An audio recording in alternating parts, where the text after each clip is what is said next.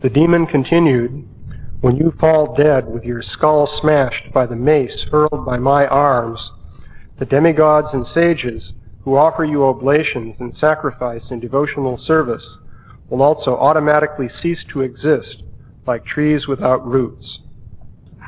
Purport by Srila Prabhupada. Demons are very much disturbed when devotees worship the Lord in the prescribed ways recommended in the scriptures. In the Vedic scriptures, the neophyte devotees are advised to engage in 9 kinds of devotional service, such as to hear and chant the holy name of God, to remember Him always, to chant on beads Hare Krishna, Krishna Krishna, Hare Hare, Hare Rama, Rama Rama, Hare Hare, to worship the Lord in the form of His deity incarnation in the temples, and to engage in various activities of Krishna consciousness to increase the number of godly persons for perfect peace in the world. Demons do not like such activity. They are always envious of God and His devotees. Their propaganda not to worship in the temple or church, but simply to make material advancement for satisfaction of the senses, is always current. The demon Hiranyaksha, upon seeing the Lord face to face, wanted to make a permanent solution by killing the personality of Godhead with his powerful mace. The example of an uprooted tree mentioned here by the demon is very significant. Devotees accept that God is the root of everything. Their example is that just as the stomach is the source of energy of all the limbs of the body, God is the original source of all energy manifested in the material and spiritual worlds. Therefore, as supplying food to the stomach is the process to satisfy all the limbs of the body, Krishna consciousness, or developing love of Krishna, is the sublime method of satisfying the source of all happiness. The demon wants to uproot this source because if the root God were to be checked, the activities of the Lord and the devotees would automatically stop. The demon would be very much satisfied by such a situation in society. Demons are always anxious to have a godless society for their sense gratification. According to Sridhar Swami, this verse means that when the demon would be deprived of his mace by the Supreme Personality of Godhead, not only the neophyte devotees, but also the ancient sagacious devotees of the Lord would be very much satisfied. So this is the desire of the demonic personalities.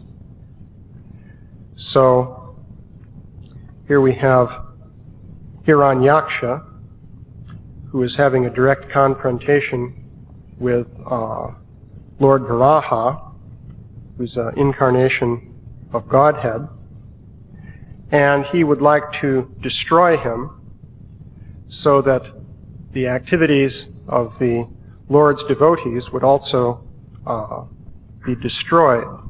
Just like when you cut the roots of the tree, the flowers and leaves and so forth will wilt. So, indeed, we see this mentality manifest in many different forms. At the present time, actually, the modern philosophy of science is being used by persons of demonic mentality to achieve the same basic goal.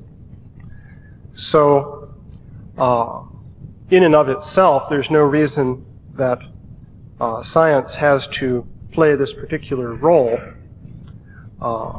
Basically, the word science means knowledge, coming from a Latin root. You see the same word in nescience. We have this word nescience, which is the opposite of knowledge or ignorance. So, the basic idea of science is to observe nature and see what's happening. The idea is that if you make correct observations, you'll have correct knowledge of what is going on in nature. And that seems innocuous enough.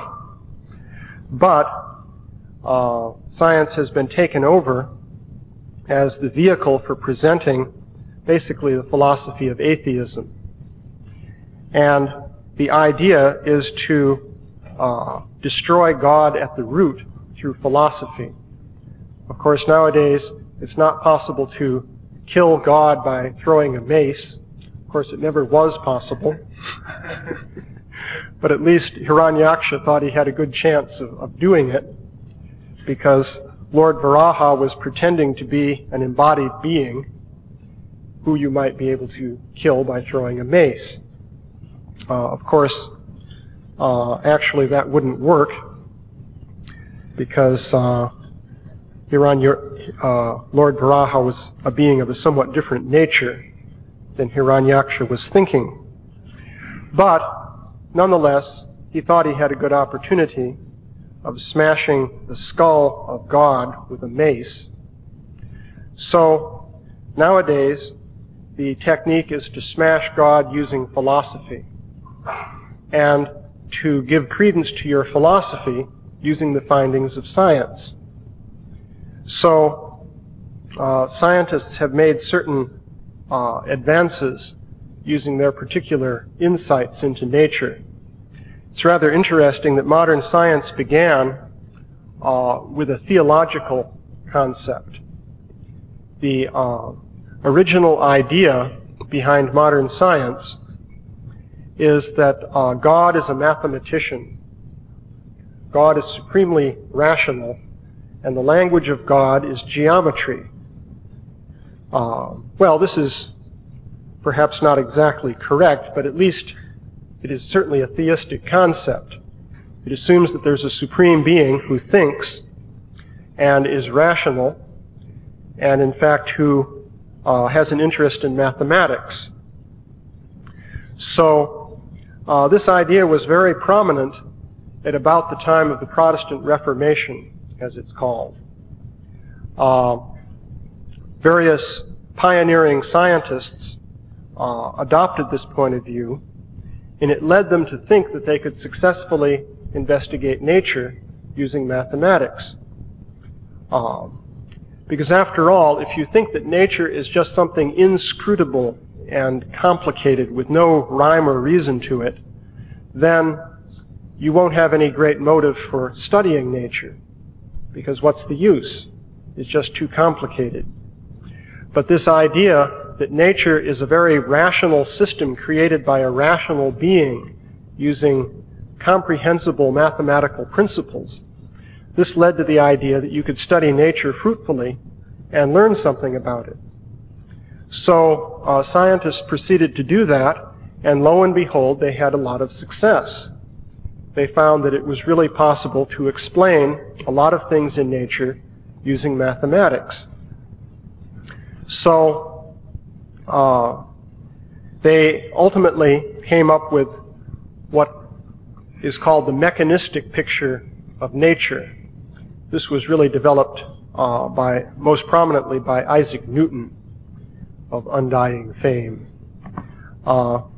So according to the mechanistic picture, you can write down certain equations describing what is there in nature and how it's going to change with time. And by calculating according to these equations, you will know exactly what's going to happen in the material world. So it turned out that this can be done to a very large extent. People have had a lot of success using this basic approach to understanding nature. So, unfortunately, this led to an erosion of the original theistic standpoint of the scientists. The idea was initially developed that God has created the world according to a mathematical scheme. Then the idea was, well, the world is running according to a mathematical scheme, and this really leaves no role for God except as the original mathematician.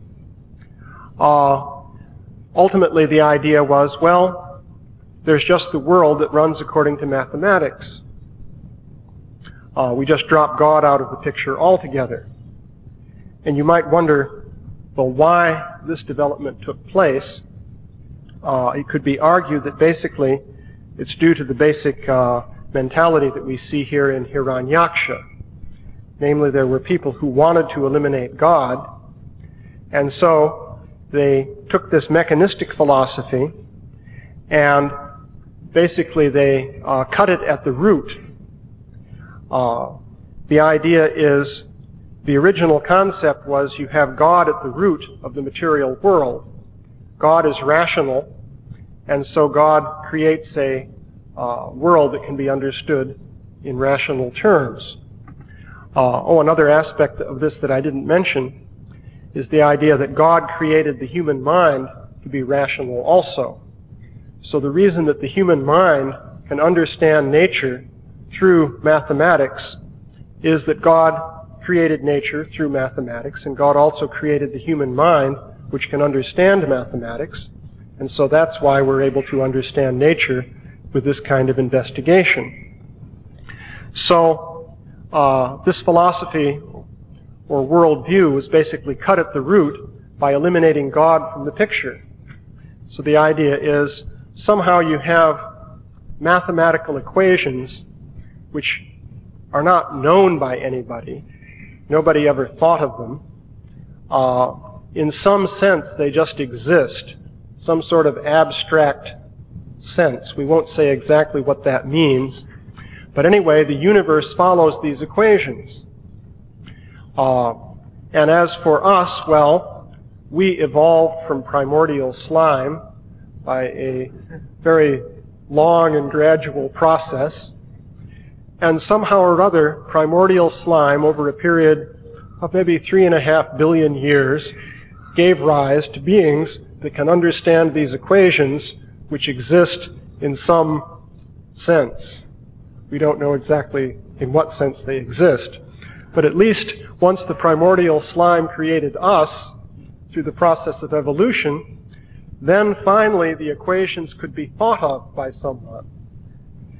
And that was the first time that these equations were actually thought of. Meanwhile, the universe was following these equations since time immemorial. So this is the present philosophy. And there are scientists who've noticed that there's something strange about this philosophy. For example, there's a Nobel Prize-winning physicist, Eugene Wigner, who wrote an article many years ago on the unusual effectiveness of mathematics in describing nature. And he certainly knew about this because he was a physicist. But he said, well, it's really quite unaccountable and remarkable that we can write down a few little simple equations, and then we find that nature is moving and transforming according to these equations with as much precision as we're able to observe using our various measuring instruments. This is very odd. In fact, it's unaccountable as to why this should be. In fact, even Stephen Hawking, the rather famous physicist, holder of the Lucasian chair at Cambridge University, which was once held by Newton himself. Anyway, and of course he's become famous because of having a degenerative disease of the nervous system. But anyway, he was saying that, well, we have these equations, and the universe seems to be following these equations completely. Therefore, we've eliminated God from the picture. He said that the pioneering scientists denied God and they got away with it.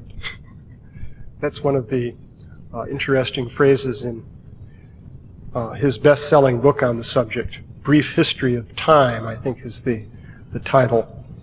But anyway, he said, well, we know that nature is following these equations, but what is it that creates a universe for the equations to follow? I mean, to follow the equations. In other words, suppose you have some equations existing in some abstract sense, we know not what it is. Why should anything be following the equations? Why all these, 10 to the 80th power subatomic particles? Why do they actually exist following these equations? This is unaccountable. And he said, I don't think we'll ever find an answer to this one. So it is sort of recognized by some of the scientists that there's a bit of a problem here. And the problem is that the original intelligible philosophy, in fact, got cut at the root. And the original source of the equations, the divine engineer, was eliminated from the picture. So, of course, you could say, well, this was done by what's called Occam's razor. The idea of Occam's razor is that we eliminate superfluous hypotheses. Anything that we don't need in order to explain things, we remove by mercifully slashing it with Occam's razor. So the idea is that one can remove God. For example, one of the pioneers of this was a mathematician named Laplace, who was very famous.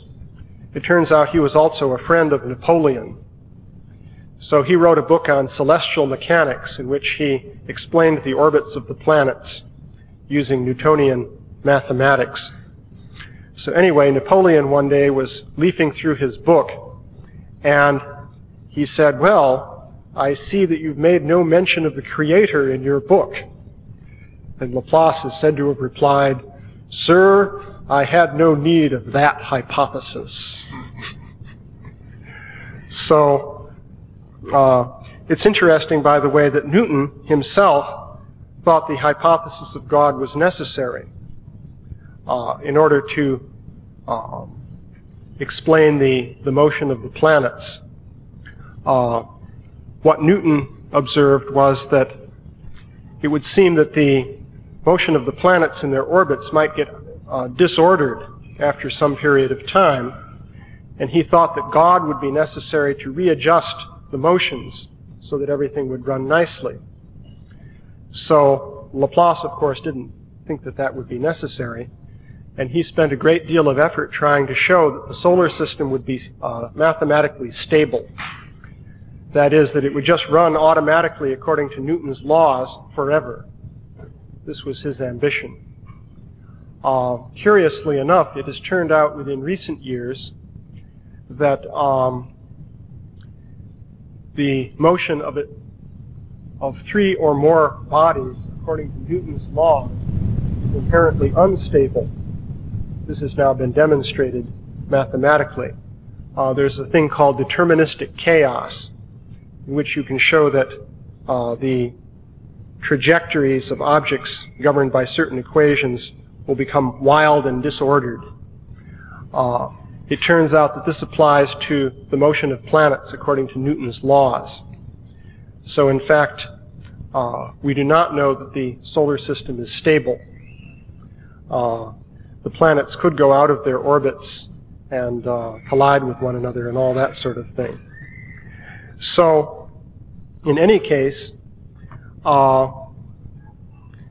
this idea of eliminating God is very much there. What you will see is that the persons of demonic mentality basically start with their conclusion and they look for evidence to support it. And if evidence is brought forward which goes against the conclusion, then the person who's attached to this particular demonic point of view will become angry and reject the unwanted evidence. In fact, there's a great deal of evidence indicating, for example, design within nature. But you will find that this evidence is not accepted in the world of modern science. In fact, it is considered to be anathema. If you, in the context, say, of modern biology, bring up evidence for design, basically you're immediately kicked out. You probably won't get tenure. And your outlets of publication will be terminated. Your grant applications will also be rejected, and so forth. This actually happens. There are many cases in which it's turned out that a person in the realm of modern biological science was found to harbor creationist notions. And they were kicked out of school, didn't get their degree, and so on and so forth. So this kind of thing goes on. So anyway,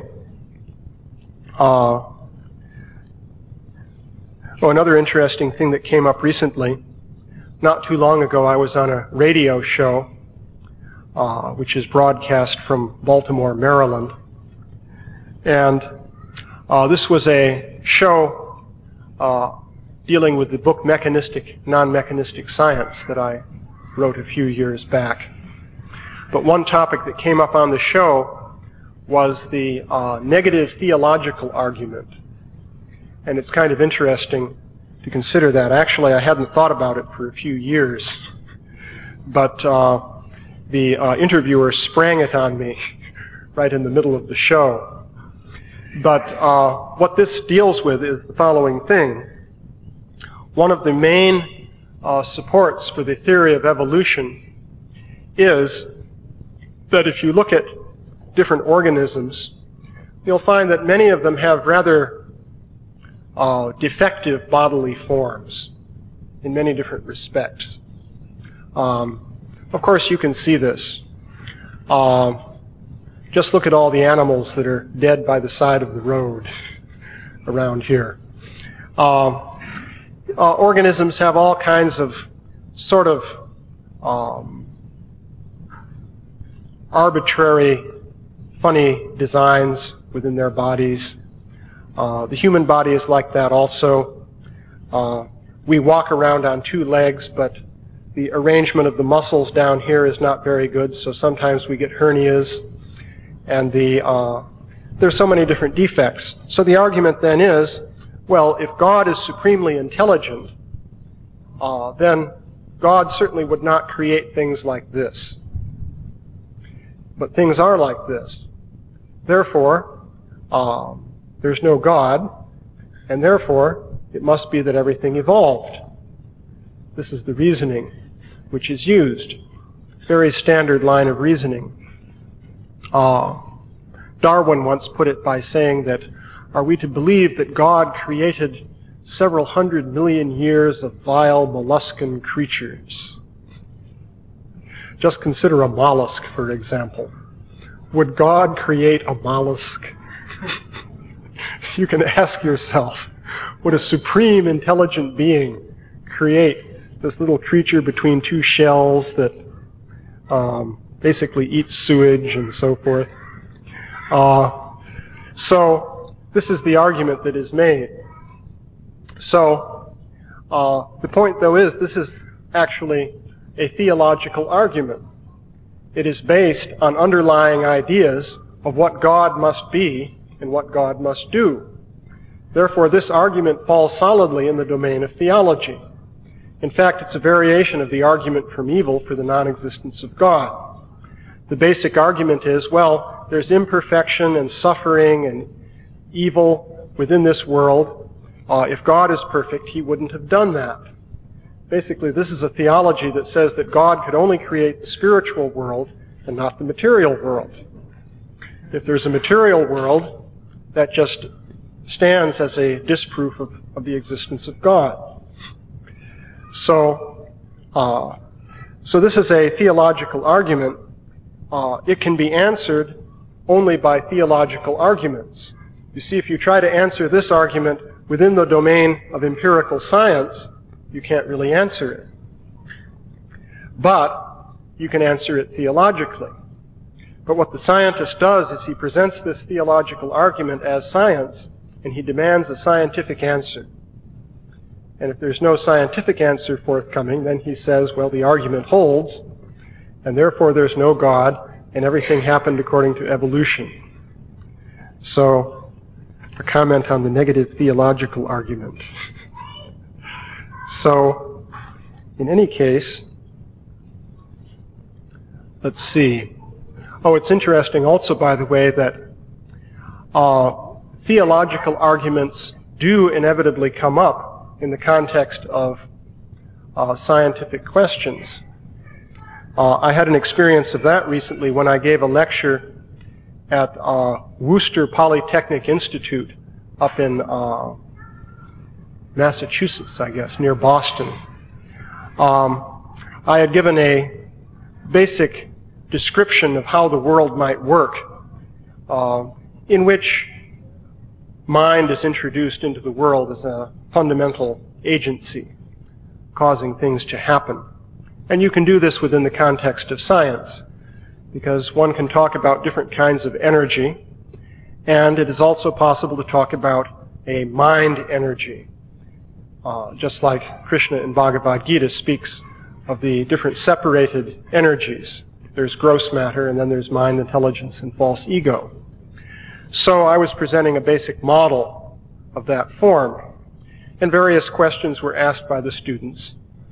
And lo and behold, the question finally arose of how the conscious entity became entangled in matter.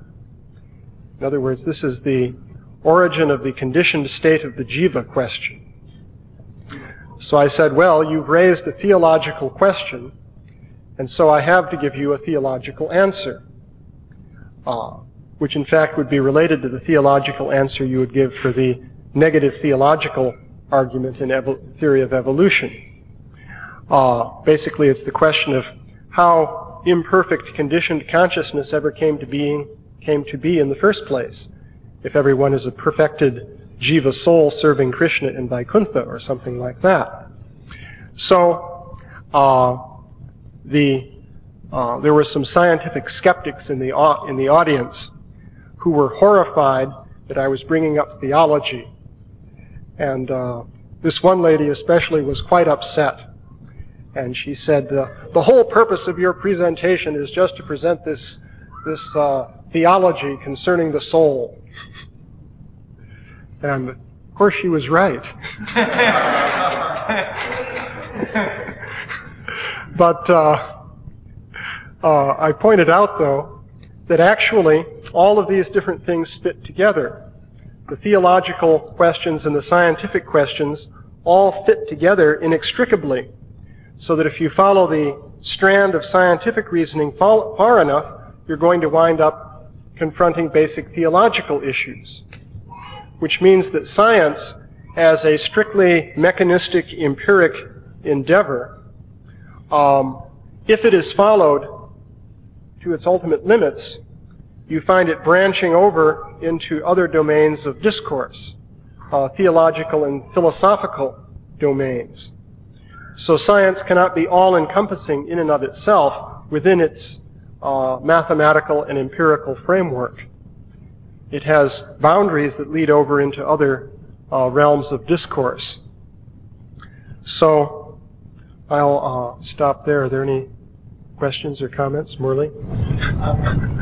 You were describing the mathematical perception of the working of nature.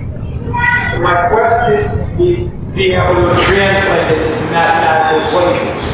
My question is, except for the right of God to intervene and go against such mathematical equations, do we accept that, in fact, nature functions according to laws, even though those laws may be quite more complex than scientists realize because of mystic cities, etc.? Well, the first point, of course, is that if nature is following laws, the laws of the physicists cannot be the last word on the laws of nature, because there are phenomena that don't follow the laws of physics. And in fact, physics has shut out a whole category of phenomena as impossible because they don't follow the laws of physics. The reasoning of the physicists is, these so-called phenomena don't follow the laws of physics, therefore they don't exist. Now, another way to look at it is, these phenomena exist, therefore something's wrong with the laws of physics. So that's another way to look at it. But that would be the approach that we would take. Now, there are, for example, these mystic siddhis, Prapti Siddhi, Anima Siddhi, Lagima Siddhi, and so on and so forth, you can show plenty of empirical evidence that these things really do exist. And you can find names for them in all kinds of different languages of different societies all over the world. For example, more or less in English, the word for what happens in Property City would be apport. One speaks of an object being apported from point A to point B without crossing the space in between, which is what happens in Property City. And this, of course, is impossible according to the laws of physics, except for electrons, which can tunnel from point A to point B without crossing the space in between. But it works for electrons only, not for large objects in quantum physics. So the question then comes, well, could you formulate a series of equations which would also explain Lagima City, Property City, and all these different things? Possibly so. But then the question is, well, how does mind come into the picture? Well, mind is a kind of energy. There's mind, intelligence, and false ego, which are material energies, described in Bhagavad Gita, for example. Could one ultimately have equations that would govern how these energies operate? Maybe so and maybe not. Nobody has done it, that's for sure. It is not necessarily the case that these things can all be explained by mathematical equations. It is possible that equations might not exist that account for these phenomena or these energies. It's merely a working hypothesis that ultimately you can use equations to describe anything. So ultimately, what it amounts to is that it's a matter of experience. If you find that equations work in a certain area, okay, that's fine. But if you assume that they work in some other area, it's not necessarily so. In fact, even when it comes to the motion of planets, we don't know that that is describable by mathematical equations over the long run. You can write down Newton's equations and you can integrate them and calculate a table called an ephemeris for the motion of the planets over a period of a few years, and astronomical observations will show that that ephemeris is very accurate. That can be done. It's part of the day-to-day functioning of astronomers to deal with that sort of thing. But what were the planets really doing in 2003 BC? We don't know. We haven't the faintest idea. Could it be that the exact motions of the planets over a period of 1 million years might not follow any simple set of equations that you could write down? Possibly. But then how would we find out? We have no way of knowing. So these considerations are there. There is a city, right, that says you go against the laws of nature. Does that mean automatically, even if there were equations, that is one thing that... Well, that's the Kama Vasaya to Siddhi. And, well, how does that work? You know, some of these siddhis get rather powerful. For example, there was Vishvamitra, who was creating a whole new set of planetary systems. And the powers that be got upset. He was told to stop. But what he created was allowed to remain. So there are things like that. There seems to be a amount of equations. I mean, even the best theories don't get approximations. The best observations don't certainly do theories, and it can even really don't support general relativity so well. And the approximations. So to say, I think it would be very interesting argument that you can agree that our best small approximations to there should be good approximations. But in many things, the history of science, very good approximations that weren't true. I mean, people were smoking iron or brewing alcohol for thousands of years before they had a theory behind it, and they had some approximate understanding of what was happening, but approximate adequacy and like truth in any sense. And I think physicists accept that now. You'd be surprised to the extent to which they don't accept it.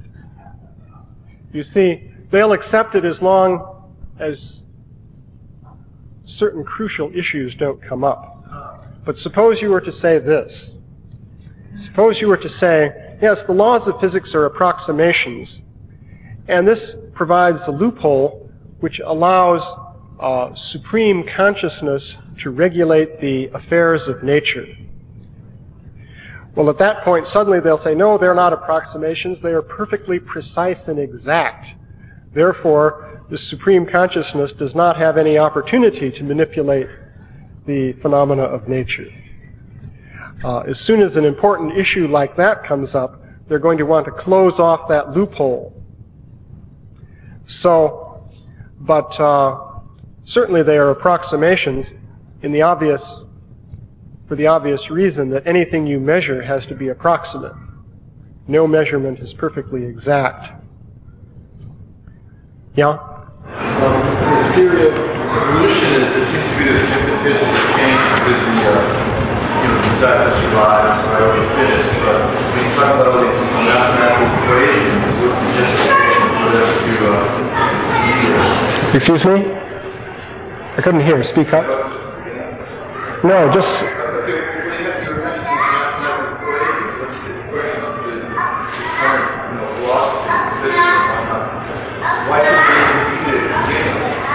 Well, you see, that's the thing. That's what I was saying in the class. It's a bit of a mystery. You see, the original idea was that there are thoughts in the mind of God. So at least that gives you a comprehensible idea of where the equations came from. But they don't really exist anywhere. Yeah, that's better. Don't ask that question. Yeah, they don't really exist anywhere. Now, in mathematics, it's very interesting. There's what's called the Platonic approach to mathematics, according to which you think that real numbers are actually real. That's a way of summing it up. Namely, that the entities of mathematics somehow exist. But, of course, that really makes no sense in terms of the physical picture of the universe. For example, mathematicians will talk about the set of infinitely many integers. Well, in what sense do infinitely many integers exist? Do you imagine this abstract Platonic realm that's out there somewhere in which infinitely many integers are there?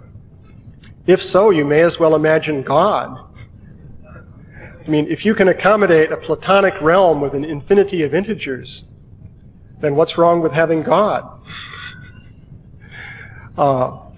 And if you don't allow a Platonic realm with an infinity of integers, that means what the mathematicians are talking about don't really exist.